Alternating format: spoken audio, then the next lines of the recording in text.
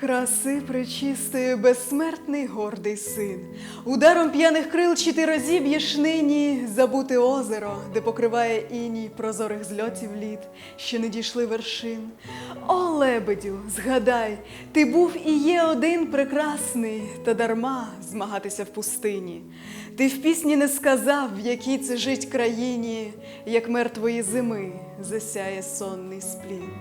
Ти шиєю струснеш білясту агонію, откинеш безміру просторів цих стихію, але не жах землі, що крила полонив.